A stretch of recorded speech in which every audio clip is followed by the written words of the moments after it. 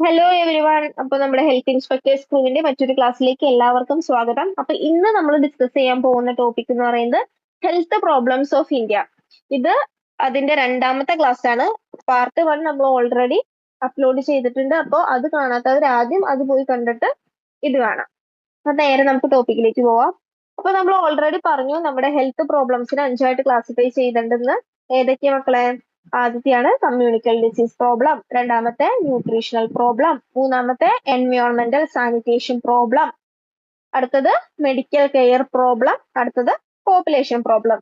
Already നമ്മൾ communicable disease problem, nutritional problem discuss ചെയ്തതാണ്. അപ്പൊ ഇന്നത്തെ ക്ലാസ്സിൽ നമുക്ക് എൻവയോൺമെന്റൽ സാനിറ്റേഷൻ പ്രോബ്ലംസ് തുടങ്ങാം. ഓക്കെ, ആദ്യത്തെ എൻവയോൺമെന്റൽ സാനിറ്റേഷൻ പ്രോബ്ലം എന്ന് പറയുമ്പോൾ എന്താ? അതിന് മെയിൻ ആയിട്ട് രണ്ട് പ്രശ്നങ്ങളാണ് പറയുന്നത്. ആദ്യത്തെയാണ് എന്ത്? സേഫ് ഡ്രിങ്കിങ് വാട്ടറിന്റെ lack of safe drinking water. ആവശ്യത്തിനുള്ള കുടിവെള്ളം, സേഫ് ആയിട്ടുള്ള കുടിവെള്ളം ലഭിക്കാത്ത അവസ്ഥ. അടുത്തതാണ് lack of sanitary methods for excreta disposal. Proper ആയിട്ടുള്ള എക്സ്ക്രീറ്റ ഡിസ്പോസൽ മെത്തേഡ് ഇല്ലാതിരിക്കുക. അങ്ങനെ രണ്ട് പ്രശ്നങ്ങളാണ് മെയിൻ ആയിട്ട് നമുക്ക് എന്തുള്ളത് എൻവയോൺമെന്റൽ സാനിറ്റേഷൻ പ്രോബ്ലത്തിൽ. ഇനി എക്സ്ക്രീറ്റ ഡിസ്പോസൽ എന്ന് പറയുന്നത് എന്താണ്? നമ്മുടെ ഇന്ത്യനെ സംബന്ധിച്ച് ഒരു വലിയ പ്രശ്നമാണ് അല്ലേ? നമ്മുടെ ഒരു സർവേ അനുസരിച്ച് നമ്മുടെ റൂറൽ ഏരിയയില്, ഇന്ത്യയില് റൂറൽ ഏരിയയിൽ പറയുന്നത് ഏകദേശം അപ്രോക്സിമേറ്റ്ലി 85% ഓഫ് പീപ്പിൾസും എവിടെയുള്ളവര്? റൂറൽ ഏരിയയിലുള്ള ഏകദേശം 85% ഓഫ് ആൾക്കാരും എന്താണ് ചെയ്യുന്നത്? ഓപ്പൺ ഡെഫിക്കേഷൻ ആണ് ചെയ്യുന്നത്. Okay, rural ഏരിയയിലാട്ടോ. റൂറൽ ഏരിയയില് ഏകദേശം 85% ഓഫ് ആൾക്കാരും ഓപ്പൺ ഡെഫിക്കേഷൻ ആണ് ചെയ്യുന്നത്. അത് കാരണം എന്ത് സംഭവിക്കും? സോയിൽ പൊല്യൂഷൻ സംഭവിക്കും. ഓക്കെ, സോയിൽ പൊല്യൂഷൻ സംഭവിക്കും. ഓപ്പൺ ഡെഫിക്കേഷൻ കാരണം സോയിൽ പൊല്യൂഷൻ സംഭവിക്കും. ഇതാണ് എന്തിന്? പ്രൈമറി കോസ് ഓഫ് എൻവയോൺമെന്റൽ കണ്ടാമിനേഷൻ ആൻഡ് ഡിസീസ് സ്പ്രെഡ്. നമ്മുടെ എൻവയോൺമെന്റൽ കണ്ടാമിനേഷൻ ഉണ്ടാവാനും ഡിസീസ് സ്പ്രെഡ് ഉണ്ടാവാനുള്ള പ്രൈമറി റീസൺ എന്താണ്? ഈ ഓപ്പൺ ഡെഫിക്കേഷൻ ആണ്. നമുക്ക് 2015 കിട്ടിയിട്ടുള്ള ഒരു ഡാറ്റ അനുസരിച്ച് അർബൺ ഏരിയയിൽ നമ്മുടെ സേഫ് ഡ്രിങ്കിങ് വാട്ടറിന്റെ കാര്യം പറയുകയാണെങ്കിൽ അർബൺ ഏരിയയിൽ ഏകദേശം 97% ആൾക്കാർക്കും എന്ത് ലഭിക്കുന്നുണ്ട്? Safe drinking water. നമുക്ക് ശരിക്കും എത്ര വേണം? അത് 100%. എല്ലാ ആൾക്കാർക്കും ശരിക്കും സേഫ് ഡ്രിങ്കിങ് വാട്ടർ വേണ്ടേ? പക്ഷെ എന്താ, 97% ആൾക്കാർക്കാണ് സേഫ് ഡ്രിങ്കിങ് വാട്ടർ എവിടെ കിട്ടുന്നുള്ളൂ? അർബൺ ഏരിയയിൽ കിട്ടുന്നുള്ളൂ. ഇനി റൂറൽ ഏരിയനെ സംബന്ധിച്ചു ഏകദേശം 93% ആൾക്കാർക്ക്, ഓക്കെ, 93% ആൾക്കാർക്ക് മാത്രമാണ് എന്ത് കിട്ടുന്നത്? സേഫ് ഡ്രിങ്കിങ് വാട്ടർ ലഭിക്കുന്നത്.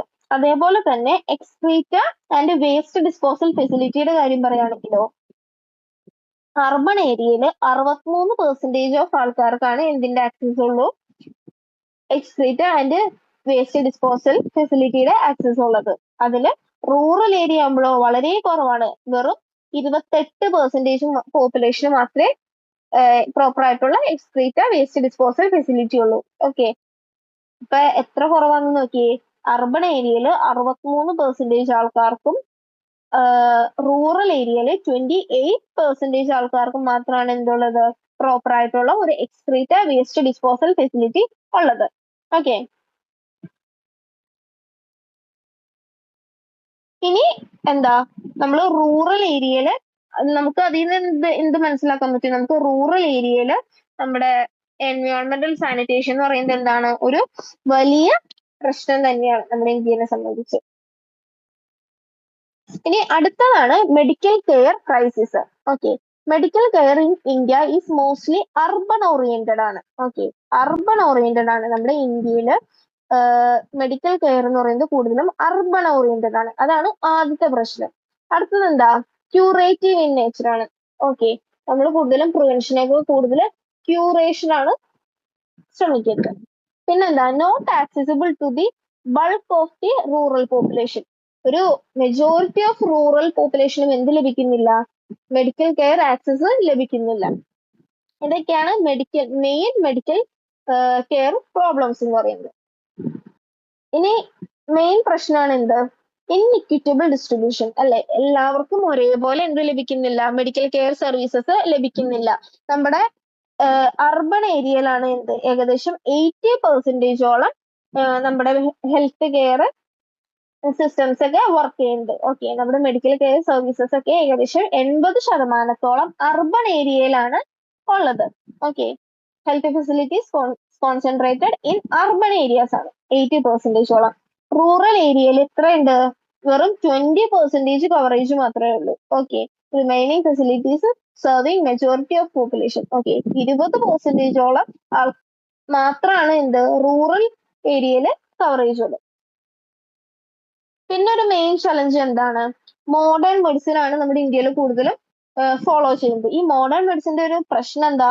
ഭയങ്കര കോസ്റ്റ്ലി ആണ്, കോസ്റ്റ്ലി ആൻഡ് കോംപ്ലക്സ് ആണ്. ഓക്കെ, ഇതിന്റെ ഒരു മെയിൻ പ്രശ്നം എന്ന് പറയുന്നത് modern medicine care has become costly and complex. അതേപോലെ തന്നെ വേറൊരു പ്രശ്നം എന്താ? അൺഈവൻ ഡിസ്ട്രിബ്യൂഷൻ ഓഫ് ഡോക്ടേഴ്സും എന്താണ് അൺഈവൻലി ഡിസ്ട്രിബ്യൂട്ടഡ് ആണ്. ഓക്കെ, അർബൻ ഏരിയയിൽ തന്നെ. ഇപ്പൊ അർബൻ ഏരിയയിൽ തന്നെ 80% കോൺസെൻട്രേറ്റഡ് ആണെന്ന് പറഞ്ഞു. അതിൽ തന്നെ അൺഈവൻലി ആണ് എന്ത് ഡിസ്ട്രിബ്യൂഷൻ ഉള്ളത് ഡോക്ടേഴ്സിന്റെ. അതുകൊണ്ട് തന്നെ എന്താ നമ്മുടെ major medical care problems is inequitable distribution of health resources between rural and urban area. അതുകൊണ്ട് തന്നെ ഇതിന്റെ മെയിൻ ഇമ്പാക്ട് എന്താ? അർബൻ ഏരിയയിലും റൂറൽ ഏരിയയിലും എന്താണ് ഇൻഇക്വിറ്റബിൾ ഡിസ്ട്രിബ്യൂഷൻ ആണ് ഉള്ളത്. അതുകൊണ്ട് തന്നെ എല്ലാവർക്കും റിസോഴ്സസ് എന്തിലും കിട്ടില്ല, ഒരേപോലെ അവൈലബിൾ അല്ല. ഇനി മെഡിക്കൽ കെയർ പ്രോബ്ലംസ് എന്തൊക്കെയാ? ആദ്യത്തെയാണ് shortage of health workers. Enough ആയിട്ടുള്ള, നമുക്ക് ആവശ്യമായിട്ടുള്ള നമ്പർ ഓഫ് ഡോക്ടേഴ്സ്, നേഴ്സസ് അല്ലെങ്കിൽ trained staff, especially in rural area. Okay, especially in rural ഏരിയയിൽ നമുക്ക് ആവശ്യമായിട്ടുള്ള ഡോക്ടേഴ്സോ നേഴ്സസോ അല്ലെങ്കിൽ ട്രെയിൻഡ് ആയിട്ടുള്ള ആൾക്കാർ ഇല്ല. അതാണ് ആദ്യത്തെ problem. Okay, storage of health workers. രണ്ടാമത്തെയാണ് ലാക്ക് ഓഫ് ഫെസിലിറ്റീസ്, അല്ലെ? Hospitals and PHS too far ആണ്. ഹോസ്പിറ്റൽസും PHS ഒക്കെ എന്താ ഒരുപാട് ദൂരെയാണ്. അതേപോലെ തന്നെ ഓവർ ക്രൗഡഡ് ആണ്. ഓക്കെ, അതും ഒരു പ്രശ്നമാണ്, അല്ലെ? ക്രൗഡഡ് ആണെങ്കിൽ നമുക്കറിയാം, ഇപ്പൊ ഒരു സർക്കാർ ആശുപത്രിയിലൊക്കെ പോയാൽ നമ്മൾ മിനിമം രാവിലെ പോയി കഴിഞ്ഞാൽ ഒരു ഉച്ചയ്ക്ക് ആവും ചിലപ്പോൾ ഡോക്ടറെ കാണാൻ, അല്ലെ? ഓവർ ക്രൗഡഡ് ആയി കഴിഞ്ഞാൽ അങ്ങനത്തെ പ്രശ്നങ്ങളൊക്കെ ഉണ്ട്, അല്ലെ? അപ്പൊ ലാക്ക് ഓഫ് ഫെസിലിറ്റീസിൽ വരുന്നതാണ് over crowded and poorly എക്വിപ്പൈഡ്.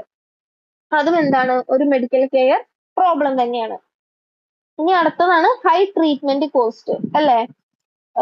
Affordable ആയിട്ട് മെഡിസിൻസ്, ടെസ്റ്റ്, അതൊന്നും നമുക്ക് പ്രൈവറ്റ് ഹെൽത്ത് കെയറിൽ ലഭിക്കില്ല, അല്ലെ? ഇപ്പോ പ്രൈവറ്റ് ഹോസ്പിറ്റലിൽ, വലിയ വലിയ ഹോസ്പിറ്റലിൽ ബില്ല് കണ്ടാൽ നമ്മൾ തലറിഞ്ഞു വീഴുന്ന അവസ്ഥയാണ്. അതുപോലെയാണ് ഓരോ സ്ഥലത്ത് ബില്ല് വരുന്നത്, അല്ലെ? ഹൈ ട്രീറ്റ്മെന്റ് കോസ്റ്റ് ആണ്. ഇപ്പോ അതൊന്നും അഫോർഡ് ചെയ്യാൻ പറ്റാത്ത ആൾക്കാർക്ക് എന്ത് പറ്റില്ല? പ്രൈവറ്റ് ഹോസ്പിറ്റലിലൊന്നും പോയി ട്രീറ്റ്മെന്റ് എടുക്കാനായിട്ട് പറ്റില്ല. പിന്നെന്താ? Poor accessibility. അതേപോലെ അതും ഒരു വലിയ പ്രശ്നമാണ്. അതായത് ട്രാൻസ്പോർട്ടേഷൻ പ്രോബ്ലംസ് ഉണ്ടാവുക, ഒരുപാട് നേരം വെയിറ്റ് ചെയ്യേണ്ടി വരിക, അതേപോലെ തന്നെ അൺഈവൻ ഡിസ്ട്രിബ്യൂഷൻ. ഇതൊക്കെ എന്താണ്? പൂവർ ആക്സസിബിലിറ്റി ആണ്. ഓക്കെ, ഇത് ഒരു ഹെൽത്ത് കെയർ പ്രോബ്ലം ആണ്. അപ്പൊ എന്തൊക്കെ പറഞ്ഞു? ഷോർട്ടേജ് ഓഫ് ഹെൽത്ത് വർക്കേഴ്സ് പറഞ്ഞു, ലാക്ക് ഓഫ് ഫെസിലിറ്റീസ് പറഞ്ഞു, ഹൈ ട്രീറ്റ്മെന്റ് കോസ്റ്റ് പറഞ്ഞു, പൂവർ ആക്സസിബിലിറ്റി പറഞ്ഞു. ഓക്കെ, ഈ ജസ്റ്റ് ഈ പോയിന്റ്സ് നിങ്ങൾ ഓർത്തു വെക്കുക. ഈ കുഞ്ഞു കുഞ്ഞു പോയിന്റ്സ് അത് എഴുതിയിട്ട് നിങ്ങൾക്ക് എന്ത് ചെയ്യാൻ പറ്റും? വലുതാക്കി ഇലാബറേറ്റ് ചെയ്ത് എഴുതാൻ പറ്റും. ഇനിയുള്ള പ്രശ്നം എന്താ? ലാക്ക് ഓഫ് അവയർനെസ്, അല്ലെ?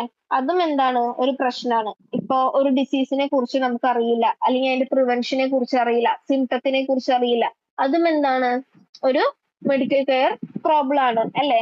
അതേപോലെ തന്നെ ഗവൺമെന്റിലുള്ള ഹെൽത്ത് സർവീസസ് അറിയില്ല. കുറേ ഹെൽത്ത് സർവീസസ് ഉണ്ട് നമ്മുടെ ഗവൺമെന്റിന്, പക്ഷെ നമുക്ക് എന്താണ് അത് ഒന്നും അറിയില്ല. അതും എന്താണ് ഒരു പ്രശ്നം.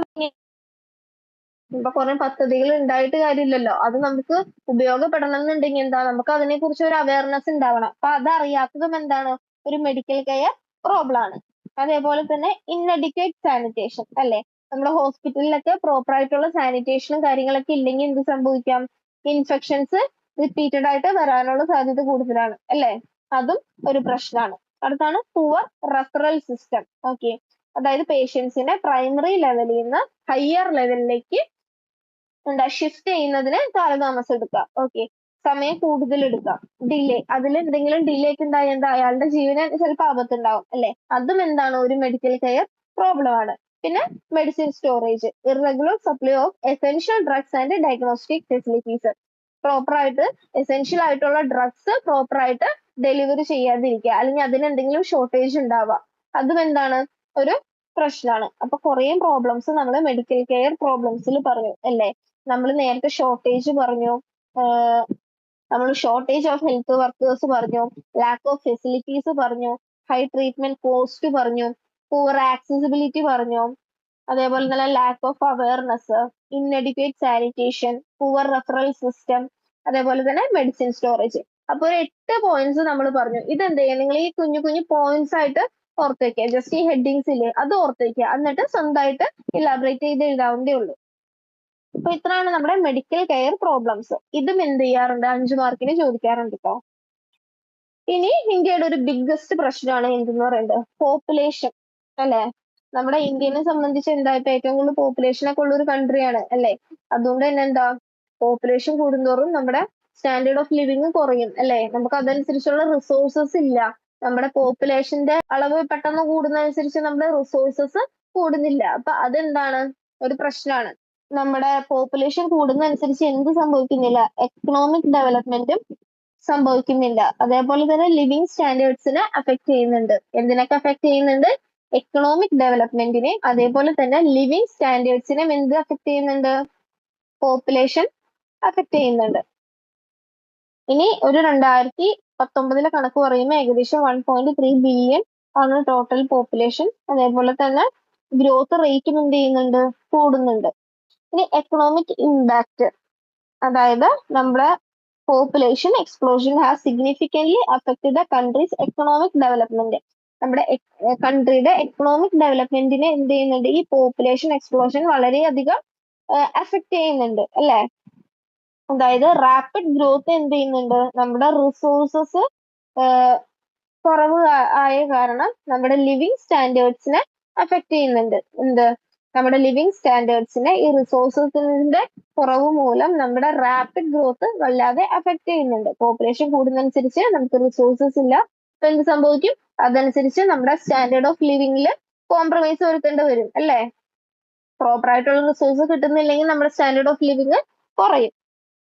ഇനി എന്താ, അപ്പോ ഇത്രയാണ് നമ്മുടെ എന്തൊക്കെ പ്രോബ്ലംസ് നമ്മൾ പറഞ്ഞു, എൻവയോൺമെന്റൽ sanitation problem, medical care problem, population problem.